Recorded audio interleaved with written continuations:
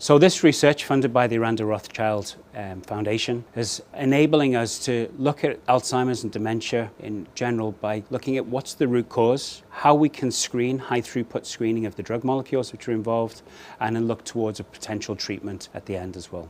So our research is in three parts. The first part is looking to see what the cause or what the potential cause of Alzheimer's, dementia and Parkinson's in general is. And then we're looking at creating our own blood-brain barrier model. The blood-brain barrier, of course, is the protective layer around our brain and is often the cause of the problem when we try and treat Alzheimer's because the drugs can't pass through there. By creating an artificial membrane, an artificial lab on a chip or a brain on a chip, we're able to do high throughput screening of lots of novel drugs. The final part will be to start to look at neurodegenerative treatment. So looking at things like stem cells and whether we can get rejuvenation of the brain's neuronal system using the stem cell research. But in order to get all of this to work, we need to understand how we cross the blood-brain barrier. And so to do that, we're creating nanobubbles, which we know we can use ultrasound to expand and contract.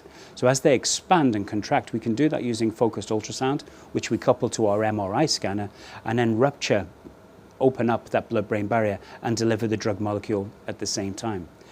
Then to heal it, we're looking at natural sources such as light to see whether we can increase the efficiency of the cell regrowth and regeneration so we can knit that whole back together again and not cause any long-lasting effects. The challenge is to find a drug that will work.